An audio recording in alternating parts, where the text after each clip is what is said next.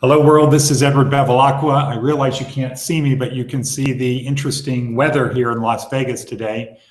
There's snow on the mountains. It's pretty low. How low would you say that is? 3,000 feet? I would say that's a good guess. Okay. And I'm sitting here with Michael Lafia, an attorney, and we're just going to get right into it. So I'm going to put the camera on Michael. Hello world. Hello world. Okay, Michael. So can you tell us a little bit, where are you from originally? Well, actually, my family is very proud to have their Sicilian heritage. Okay. We first came over, our family of butchers in the Detroit area in Michigan. I grew up about 45 minutes north of Detroit in the Flint area. Okay. And where did you go to school, undergraduate? I went to Yale University, New Haven, Connecticut. Okay. Great Italian culture there, best pizza in the world. I still dream about it some days. So you bypassed going to Detroit Mercy?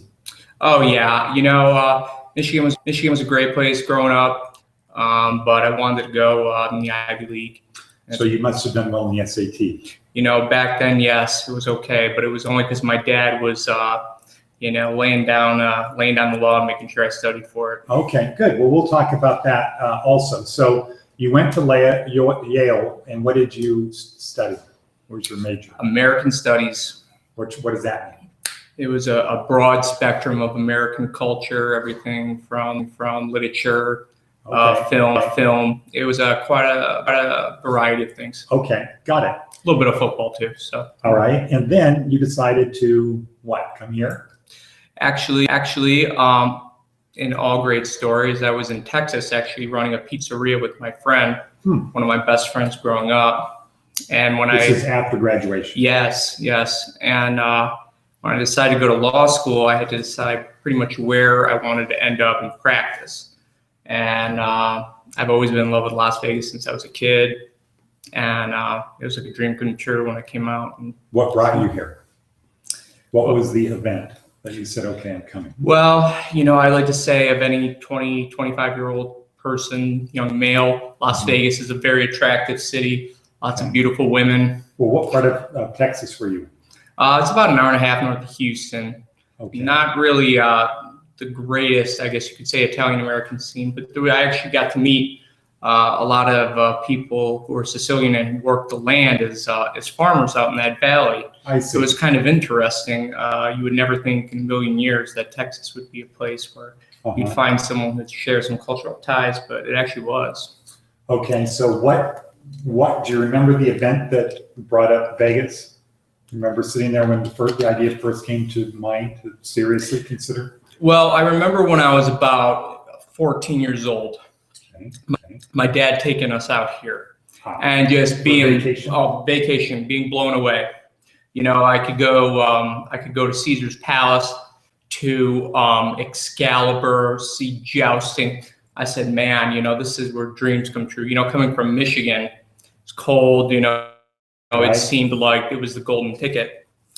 And then I looked up, really got in depth with the law school and really saw how I was ascending in the ranks. And I thought this would be a great place to move and eventually have a family. And, I fell in love pretty much with the city. Okay, but you're at a pizza parlor in Texas. Yep. So what was the thing that said, okay, that's it, I'm leaving? Well, I guess I was like many 20-somethings trying to figure out what exactly I was going to do with my life. My grandmother was always a fan of Perry Mason and Matlock. Okay. And I love the idea of being a lawyer. And to this day, I think she would have been a great lawyer in her day. And she had gone to school and gone through it. But eventually the time was right. And it was really just more of a place of where to go at that point. Okay. But when the thing of Vegas came up and you checked out the school, how long did it take for you to decide, okay, I'm leaving Texas? Honestly, a matter of minutes. Okay. Las Vegas just really offers so many things that you can't get anywhere else. Well, let's skip ahead on that, because we've talked to some attorneys, young guys that have been out of law school a few years. And how difficult was it to get a job? I could say the one really good thing about Las Vegas is it's very welcoming of people from outside. One thing?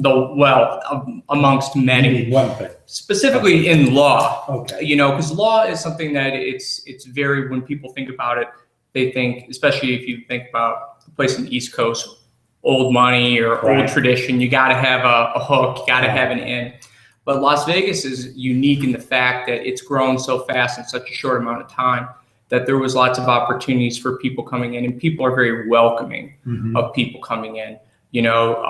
Whether I met so many people here from Michigan, Buffalo, Chicago, who've found a nice little pocket here and have really been able to assimilate very quickly. So there wasn't as big of a challenge as you would find in maybe other markets. I see. Well, that's what I've heard. I've heard from a lot of young guys, getting the first job was not a challenge at all. No, and I think that's pretty much in a lot of industries.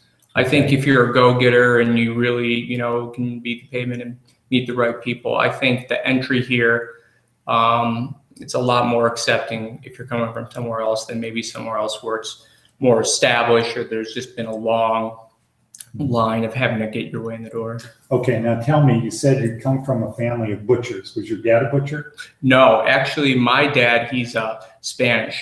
The other half, as my mother's family likes to call me. Okay. So no, my Italian roots are all on my mother's side. And she's 100% Sicilian. Okay. And so what does your dad do? He's a cardiologist. Oh, okay. Back in Michigan? He is, yep. Okay. And so that helped with the study. Yeah, it did. I think he was, I've always told people one of the greatest things that I'm proud of being my Italian culture is that neither one of my grandparents graduated from high school, but they were very smart people. And, I'm an attorney now. My sister is a gynecologist, and, we're one generation away, but we really did it in large part for them. Got it. And that's a big sense of pride. So what are some other lessons you learned growing up? Because I got one lesson was to study. Yeah, and studying and work hard. I think really the work ethic is something that's really just kind of interwoven in who you are. And, it doesn't really matter whether you're cutting meat or, solving legal problems. Sure. You approach it pretty much the same way.